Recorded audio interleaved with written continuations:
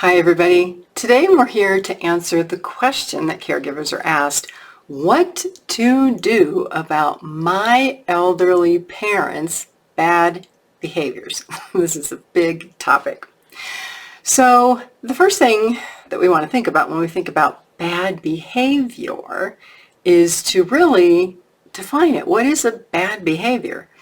Just because we as a person or a caregiver don't like a behavior doesn't mean that it's bad. Somebody else may look at this behavior and they may think, oh my God, I love this behavior. I love your parents for this. And I'll give a couple examples. So maybe your parents tell the same old stories all the time and it drives you crazy because you've heard these a million times. But a caregiver that you hire comes in and they've never heard these stories. They are just enchanted by your parents. They think that your parents are pretty cool people. So behaviors are kind of in the perception of the person who's seeing them or actually judging them, right? And so what we want to think about is bad behaviors, good behaviors. Is it something we don't like? Is it really something bad? I'm Pamela D Wilson. Please click the share button below, follow this channel, share it with other people that you know who are looking for hope, help, and support, who are caring for aging parents or themselves. You can also visit my website. It's PamelaDWilson.com. On there, I have a podcast called The Caring Generation, a whole library of caregiving articles, online caregiver course called Caring for Aging Parents. You can join my Facebook group. It's called The Caregiving Trap. So let's first talk about behaviors that result from memory loss, because this is something that you really cannot control. So just memory loss, Alzheimer's, dementia, any type of memory loss, right? So while you see these behaviors as bad or unattractive, your loved one has absolutely no control over what they are doing if they have dementia that is advancing, right? And believe it or not, some of your behaviors as the caregiver may be causing these behaviors in your elderly parent. Environmental factors are huge, and environmental factors are just like what's out here, right? What's going on? Is there a lot of noise? Are there a lot of people?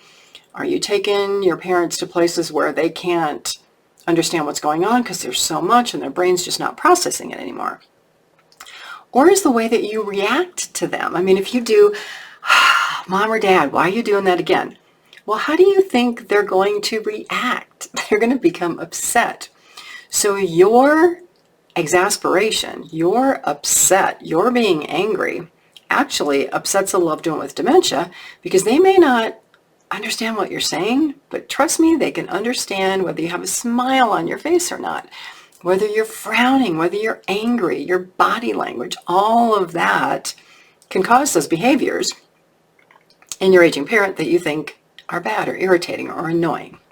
Now, clearly there are some things that people with dementia and Alzheimer's may not want to do. Things like taking medications or taking a shower or changing clothes. And so if you're a caregiver in these situations, you have to learn how to finesse this and get your parents or your loved one to do the things that are healthy for them, right? That support hygiene and nutrition and things like that. Now, on my website, PamelaDWilson.com, if you go under How I Help, find the class Caring for Aging Parents, there's an entire module on care planning for people with dementia memory loss, and I go into great detail about how to respond to behaviors. As a care manager and in this business for more than 20 years, I was legally responsible for many people with Alzheimer's and dementia. And I went to a lot of training. I took a lot of classes, but really it's the, like, I'm doing this, did it work? I'm doing this, what was the reaction?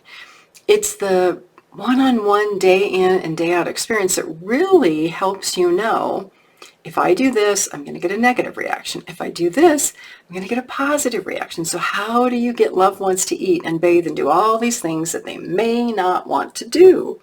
There's a way to do it. So let's take memory loss off the table. What to do about an elderly parent's bad behaviors.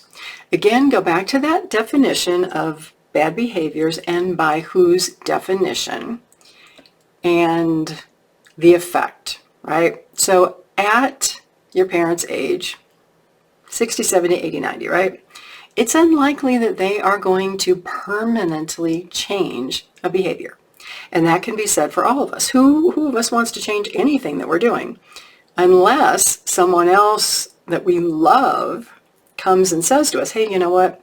When you do that thing, it makes me feel bad, or it hurts my feelings, or it's inappropriate around other people. So we have to have a motivation to change, and it has to be pretty significant for anybody to do anything. And honestly, when we get old, and we're all going to be there someday, but my clients in their 70s, 80s, 90s, right? They're like, you know what? I have earned the right to say what I want to say when I want to say it. And I'm like, yes, but you have to be careful who you're saying it around, right? People that you trust or people in public may not take your statements or your behaviors very well. So we have to be somewhat sensitive to other people, right?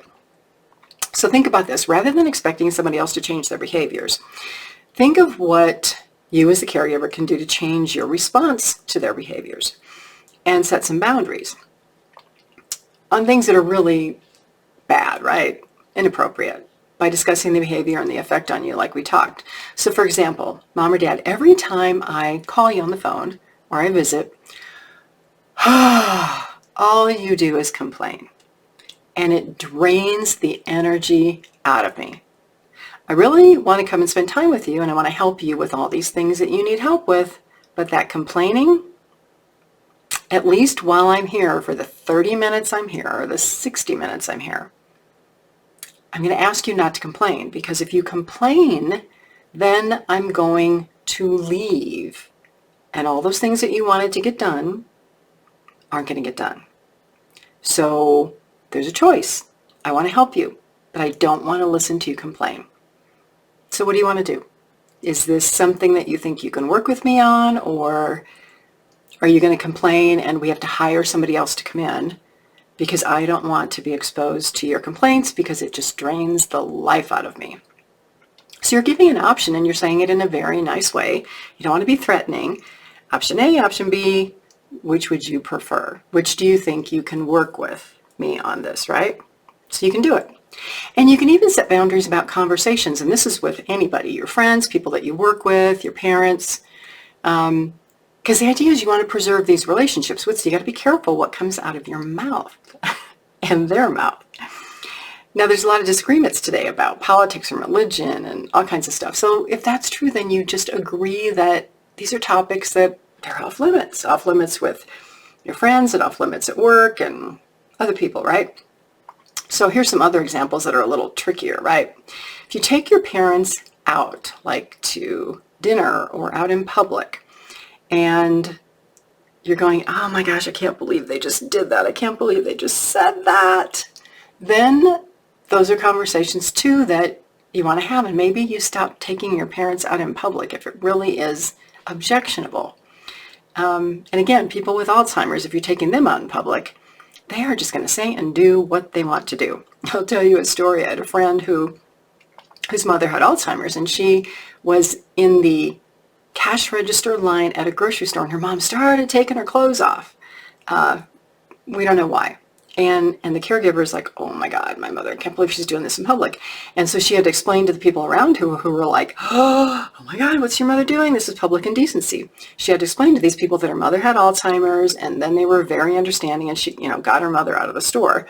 But the problem was her mother had an itch that she couldn't scratch, and she wanted to get all these clothes off, and it didn't matter where she was. So again, those are things that you can't control. The way you do control them is you don't take your parent out in public. And then the biggest thing on behaviors is really internalizing it and thinking about our behaviors ourselves.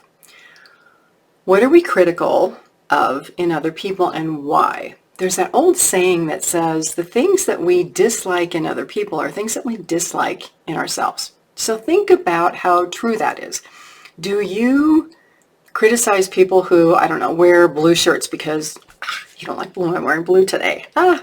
Do you, criticize somebody who has green tennis shoes? What is it you're critical of, and why? And really, how important is this stuff? Can you just let it go? So before you do anything about a parent's bad behaviors, look at yourself and the behaviors that you have, and maybe ask some of your friends, hey, do I do anything that like gets on your nerves? Do I do anything that irritates you? Because sometimes a little bit of self-reflection can be a really good thing. And then for your parents, think about, is this a behavior that you can overlook? Is it something they can control or not? And then if so, that's when you have that conversation about, can you not do this when I'm with you? Can we work through this? Now, if you live with a parent or live with somebody, that can be way more complicated. It's almost like you're trying to get along with a spouse.